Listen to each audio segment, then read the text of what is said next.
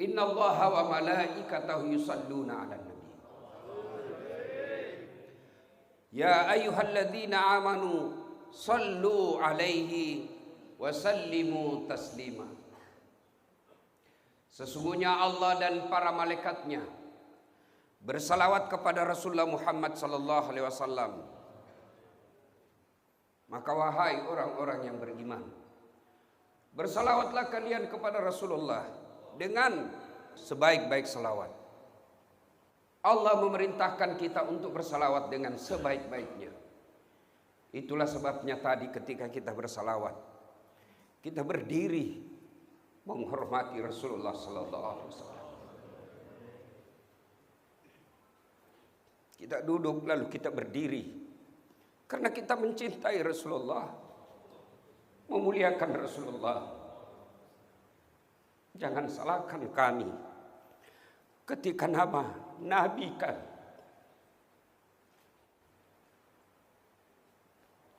manusia yang kami cintai, yang kami mau mati untuk membela beliau, lalu gandengkan namanya dengan hamar. Kau gandengkan nama manusia yang kami muliakan dengan nama hamar. Kami tidak benci kalian. Silakan kau cari nafkah di Indonesia ini. Allah ciptakan negeri ini, silakan kau cari nafkah. Kau kuasai ekonomi di negeri ini, silakan, kami ikhlas. Tapi jangan kau hina Nabi kami. Kami berbicara kau anggap kami radikal. Kami membela Nabi kami, kau anggap kami intoleran. Peradaban apa yang kalian miliki? Akal sehat apa yang kalian pakai? Atas nama demokrasi kalian membebaskan dirimu dari aturan dan norma saling menghormati. Ini negara ketuhanan yang Maha Esa. Bukan negara barbar. Bukan negara yang tak beradab. Kita punya Pancasila yang sila pertamanya ketuhanan yang Maha Esa, yang kita selalu berteriak, kita Pancasila, kita demi NKRI. Tapi tolong juga hargai norma-norma agama kami. Kami tidak membenci kalian, tapi kami minta mari saling menghormati. Salah satu di antaranya, hargai perasaan kami yang mencintai Muhammad sallallahu alaihi wasallam, mencintainya. Cinta kami kepadanya melebihi cinta kepada diri dan keluarga kami. Kalian lihat sedih-sedih. Kami menyebut namanya saja, kami berdiri karena kami mencintai Rasulullah Muhammad sallallahu alaihi wasallam. Ibu bapak, saudara-saudara sekalian, pada saat itu dari Adam sampai hari kiamat, kita berkumpul di satu tempat. Hampir seluruh manusia gelisah. Kenapa mereka gelisah? Mereka ingin tahu pengadilan memutuskan apa? Saya masuk surga atau masuk neraka? Kalau saya dalam neraka, berapa lama saya dalam neraka? Semuanya gelisah. Sementara pengadilan belum dimulai. Sama kalau Pak Polisi menyatakan kita tersangka. KPK menganggap kita tersangka. Jaksa Agung menganggap kita divonis sebagai tersangka. Kan kita mau, Pak Hakim, adili saya cepat. Kalau saya salah, apa salahku, berapa tahun? Kalau tidak, sangkaan itu lepaskan. Begitu juga di padang mahsyar. Ketika dalam keadaan gelisah itu, datanglah sekelompok manusia menghadap kepada Adam alaihissalam. Ya Adam, engkau adalah kakek para nabi. Engkau adalah bapak kami semua. Tolong menghadap kepada Allah, berdoa agar segera dibuka pengadilan. Apa kata Nabi Adam alaihissalam? Mohon maaf, saya malu menghadap kepada Allah hari ini. Kenapa? Saya pernah makan buah khuldi. Saya pernah makan barang haram seumur hidupku sekali. Saya malu ketemu Allah. Nabi Adam alaihissalam sekali makan uang haram, malu ketemu Allah di akhirat kelak. Gimana kita yang tiada hari tanpa makan uang riba? Di mana muka kita nanti disimpan di akhirat? Adam alaihissalam sekali makan barang haram, malu ketemu Allah. Di mana mereka yang menghalalkan segala cara untuk dapat harta? Di mana muka mereka nanti di akhirat? Lalu Nabi Adam berkata, silakan kau datang kepada Nabi Ibrahim alaihissalam, minta kepada Ibrahim, dia berdoa agar dibuka pengadilan. Datang lagi sekelompok manusia ini kepada Ibrahim, ya Ibrahim, engkau adalah kakek para nabi, tolong menghadap kepada Allah, berdoa supaya segera dibuka pengadilan. Apa kata Ibrahim alaihissalam? Saya malu menghadap kepada Allah. Kenapa? Saya pernah bohong sekali. Ibrahim alaihissalam, Pak, sekali bohong seumur hidup, malu ketemu Allah di akhirat kelak. Gimana bapak-bapak yang tiada hari tanpa bohong istrinya? Ibu bapak, saudara-saudara sekalian, Ibrahim alaihissalam sekali berbohong, malu ketemu Allah. Gimana kita yang tiada hari tanpa bohong? Pembohong itu sifatnya apa, Pak? Dusta. Pembohong? Dusta, Pak. Sama dusta pembohong. Pembohong itu sifat munafik. Ayatul munafikina salasa, kata Nabi. Tanda-tanda orang munafik itu ada 3. Satu di antaranya, dia bicara bohong. Ingat, Allah memvonis orang munafik, innal munafikina fid darkil asfali minan nar. Sesungguhnya orang munafik itu keraknya neraka dia tempati, Pak. Sudah neraka, keraknya lagi. Jadi kalau ada orang pembohong aja kerjanya, tenang aja. Nggak usah kau sebarkan di medsos karena kau ikut dosa. Gimana caranya? Dalam hati saja, kita tunggu kau dikerak neraka. Kenapa kerak neraka orang pembohong? Sebegini ceritanya, bos. Kalau bapak nyata-nyata musuh sama saya mawas diri.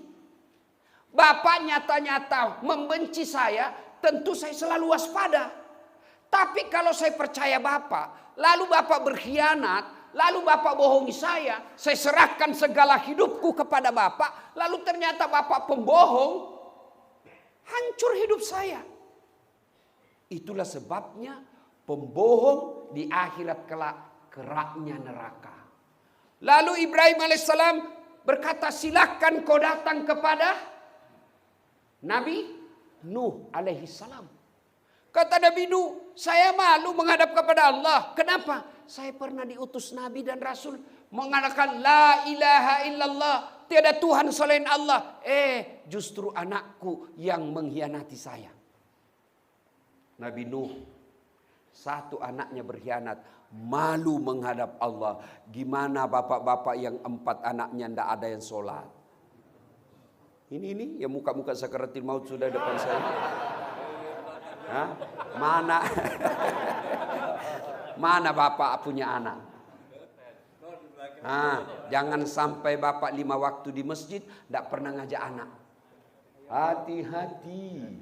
Anak ulang tahun bapak mampu bawa ke Bogor Puncak. Kaya lagi sedikit dia bawa ke Kuala Lumpur. Kenapa sholat subuh berjamaah tidak bisa kau bawa anakmu? Hati-hati, Pak. Karena ada orang itu diadili di akhirat nanti. Sholat bagus, puasa bagus, haji bagus. Mau masuk dia di dalam surga. Begitu dekat dengan surga. Ada yang berteriak. Ya Allah, tahan itu Pak Haji. Tahan itu Pak Haji. Kenapa? Itu pace saya. Bokap gue. Itu bapak saya. Dia rajin jamaah, rajin taklim, rajin salawatan. Tapi saya tidak pernah diajak. Dia biarkan saya tidur pada saat dia ke masjid. Dia biarkan saya tidur pada saat dia bangun untuk sahur. Tidak pernah itu diperhatikan saya. Kalau dia masuk surga, kenapa saya masuk neraka? Bukankah dia bertanggung jawab mendidik saya? Dan tadi sudah jalan mau masuk surga, Pak. Kata, Aji, tunggu dulu. Mau kemana buru-buru? Surga men, surga. Kata malaikat, tunggu dulu mas bro. Tunggu dulu. Siapa itu yang teriak? Oh kasihan, anakku. Kau pelanggaran. Kau masuk temani anakmu. Ku anfusakum wa ahlikum. Itulah makna dari ayat itu. Coba kalau semua bapak-bapak bawa anaknya ini. Penuh ini masjid, Pak. Nuh alaihi salam, satu anaknya malu ketemu Allah. Gimana bapak yang 2 anak gadisnya tidak ada pakai jilbab? Hati-hati pak. Tidak gampang jadi orang tua. Tidak usah kau cemas soal perutnya. Saya tanya pak, bapak punya anak, bisa tidak jadi anggota DPR tidak pernah ikut pilcaleg? Tidak bisa. Tidak bisa. Bisa tidak bapak punya anak jadi dokter tidak pernah fakultas kedokteran? Tidak mungkin. Bisa tidak bapak ibu punya anak jadi polisi tidak pernah daftar polisi? Tidak mungkin. Tapi bisa tidak anak bapak soleh dan soleha tidak pernah sekolah? Bisa. Bisa tidak anak bapak soleh dan soleha tidak kuliah di fakultas kedokteran? Bisa. Lalu kenapa anak kita susah soleh? Karena bapak mengabaikannya. Yang bapak pikir gimana perutnya nanti. Tidak usah cemas soal perut pak. Di komplek ini ada tidak yang anaknya mati kelaparan? Ada? Tapi yang mati narkoba saya curiga ada. Iya toh? Tidak usah. Ini perut kecil buat Allah. Jangankan anak sampean. Cicak aja dijamin rezekinya oleh Allah. Tahu cicak dek? Tahu cicak? Cicak makan apa? Masuk akal enggak? Masuk akal enggak? Mana bisa masuk akal? Cicak cuma di dinding. Nyamuk terbang. Satu terbang, satu di dinding. Gimana ketemunya? Enggak punya bandara. Iya toh? Tapi waktu saya kecil, lagu saya menyadarkan. Cicak-cicak di dinding, diam-diam merayap. Datang seekor nyamuk. Nyamuk yang datang pak. Lagu tidak mengatakan cicak lompat ke nyamuk. Patah-patah kasihan cicak. Ayo. Jadi tidak usah cemas soal isi perut. Yang kita cemaskan anak kita datang tidak jamaah subuh. Mohon maaf pak, ini yang sudah muka-muka sakaratul maut ya.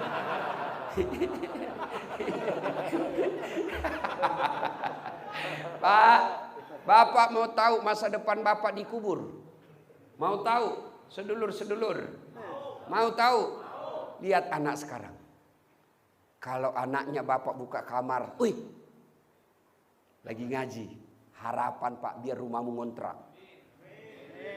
Subuh-subuh bunyi gerendel pagar. Wih, siapa itu? Si sulung sama si bungsu buru-buru ke masjid salat jamaah. Harapan sudah itu pak, meskipun istrimu suka ngamuk. Tapi kalau buka kamar, wih, main game. Main game. Satu Facebook, yang satu IG live. Hai guys. Hati-hati pak. Ya. Lalu Nuh alaihi salam berkata, ya silakan kau datang kepada Isa alaihi salam. Minta supaya dia berdoa. Ya Isa al-Masih, tolong menghadap kepada Allah. Berdoa segera dibuka pengadilan. Nabi Isa berkata, saya malu ketemu Allah. Kalau begitu kata Isa alaihissalam, kau cobalah datang menghadap kepada Muhammad sallallahu alaihi wasallam, penghulu para nabi, kekasih Allah. Datanglah sekelompok manusia ini menghadap kepada Muhammad. Ya Muhammad, engkau adalah kekasih Allah yang selalu digandengkan dengan namanya Allah. Tolong menghadap kepada Allah, berdoa agar segera dibuka pengadilan. Senior-senior tadi angkat tangan pak. Nabi lalu bersabda, tenang, kau tenang semua. Biarkan saya menghadap kepada Tuhanku, Allah subhanahu wa ta'ala. Datanglah Nabi menghadap kepada Allah. Lalu beliau sujud di hadapan Allah dan berdoa, ya Allah, kami sadar banyak dosa dan kesalahan. Kami sadar banyak maksiat. Tapi kami juga sadar Engkau Maha Pengasih dan Maha Penyayang. Atas nama Maha Rahman dan Maha Rahimmu, ya Allah saya mohon kepadamu, bukalah pengadilan ini. Mendengar ini dari arsy Allah kedengaran. Ya Muhammad, kau bangkit dari sujudmu, aku kabulkan doamu. Hari ini kita mulai pengadilan. Jibril bentuk panitia. Mulailah kita diadili satu demi satu.